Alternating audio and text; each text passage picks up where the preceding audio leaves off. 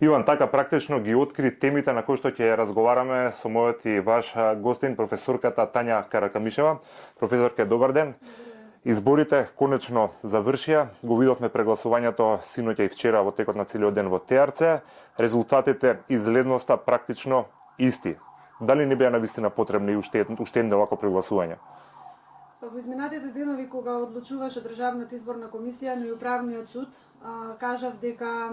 незаконските одлуки кои ги донесоа овие два органа практично беа не само непотребни од правен аспект, туку и од политички аспект. Се виде дека политичкото калкулирање на Државната изборна комисија да прифати и еден приговор на СДСМ и еден приговор на ВМРО-ДПМН, но и политичкото калкулантство наместо работа по устав и по закон од страна на Управниот суд, фактички не доведе до една ситуација да и уште еднаш потврдиме дека во ТРЦ не се случиле никакви изборни нерегуларности и дека правдата е таа која што победила на крај. Се виде дека пригласувањето не беше потребно од аспект на тоа што немаше никакви бугарски возови, ниту пак некакви поголеми изборни нерегуларности кои би можеле да сменат нешто во изборниот резултат. Но, еве да кажеме, и леджиството кое што го покажа СДСМ на крај во фотофиниш да смени нешто во делот на мнозинската изборна волја, се види дека ништо од тоа и леджиството не победи и на крајот мора да се соочат со изборните резултати, мора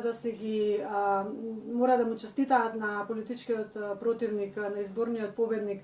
победа, а тие самите да се преиспитаат во делот на нивното политичко действување, во која насока ја движат СДСМ, но и во која насока ја однесоа Република Македонија. Очекувам во наредниот период Заев да си поднесе оставка, затоа што тој јавно неколку пати вети дека доколку политички ги загуби овие избори, дека ќе ја напушти политиката и ќе се врати на бизнесот. Јас тука би дала и една додавка дека треба секој да се одговара за се она што го стори во минатото, во таа смисла и кривично да се одговара за сите действија кои што беа преземени спротивно на уставот и на законите. И очекувам во наредниот период, освен политички, турбулентен период во делот на формирање на влада, очекувам институциите на системот, државните органи, посебно правосудните органи, да ги isпроцесираат сите оние предмети кои што ги имаат веќе оформено за голем дел од изборните нерегуларности, меѓутоа во делот на изборниот подкуп и да се санира, би рекла, на некој начин политичката и правната состојба во државата, со цел да можеме да имаме дополнителна енергија за наредниот период во кој што не очекуваат одредени турбуленции. Дали мислите дека со ова кризата, политичката криза во Македонија која што трае веќе 2,5 години е завршена, имајќи ја во предвид синоќешната изјава на Петре Шилегов од СДСМ, кој практично не ја честиташе победата на ВМРО-ДПМН, туку кажа дека народот, уште еднаш се покажало дека народот бил за промени. Народот е за промени, но не на ваков начин, криминоген начин на кој што инсистираше СДСМ, бидејќи знаеме сите, тоа е јавна тајна дека дел од гласовите кои што беа дадени за СДСМ беа купени, дел беа, да не кажам, дадени во заблуда заради големите ветувања кои што им ги спакува Зоран Заев, а и самиот беше свесен дека тие антидржавни и антимакедонски идеи и проекти нема да може да помина така како што тој си ги замислил. Оттаму тие мора да ја честитаат победата, затоа што ВМРО-ДПМН и официјално вчера соопшти председателот на Државна изборна комисија има 51 пратеник, СДСМ има 49 пратеници, што значи дека множество пратеници освоила коалицијата за подобра Македонија предводена од ВМРО-ДПМН, што укажува на тоа кој е изборен победник. Исто така изборен победник и согласно уставот е ВМРО-ДПМН, бидејќи сега во наредниот период председателот на државата ќе треба откако ќе се конституира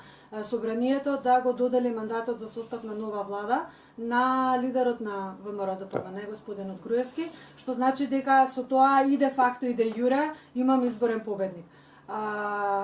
СДСМ нанесе голема штета на овие избори и тоа мислам дека и самите тие се свесни, без разлика што јавно говорат и како медиумски се представуваат. Нанесе голема штета на државата, нанесе голема штета на политичките преговори, но и нанесе голема штета на националните интереси на Република Македонија. Тоа за жал на крај сите ќе мора да го платиме како цена која што ја остави Зоран Заев на маса. При тоа земајки се од таа маса, нели? Затоа што многу сомнителни пари отидоа во негово кеса и сега треба да се види дали сите тие пари се поделени или можеби останале некаде по некоја од фирмите. Така што сега треба ние сите да се справуваме со политичките потешкоти кои што ќе ги би рекла ќе ги наоѓаме на патот на формирање на нова влада. Но сепак на крајот мислам дека Дуи е многу прагматичен и е рационален во делот на тоа да се избере коалициониот партнер, бидејќи од една страна ги има сите албански партии заедно со СДСМ, кои што веќе стана проалбански фактор, која ќе треба да се дели колачот на многу ситни делови треба да се дели. Наспроти овие другава коалициона понуда која што ја има ВМРО ДПМН со Дуи и евентуално со уште некој пратени плюс,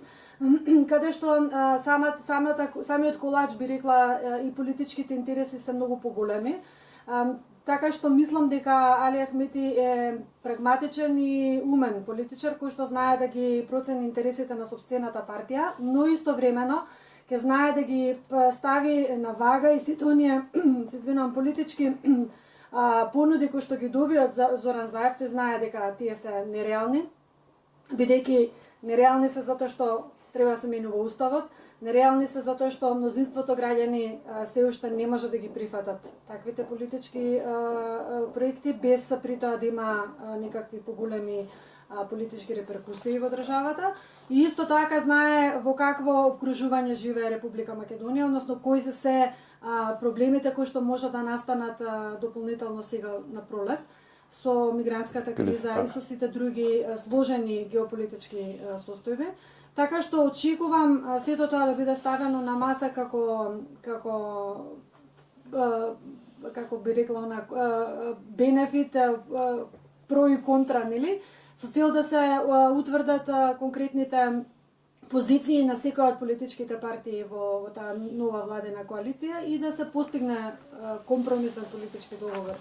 во делот на составувањето на новата влада. Практично ми одговоривте на последното прашање околу можните постизборни комбинатури помеѓу партиите. Иван, ние од тука ќе се изјавиме, ги слушнавме ставовите на професорката Тања Каракамишева, како и да е ние во текот на денот ќе продолжиме да работиме на оваа тема, така што комплетен извештај и анализа можам да ја најавам во едно од следните изданија на вестите на телевизија Нова.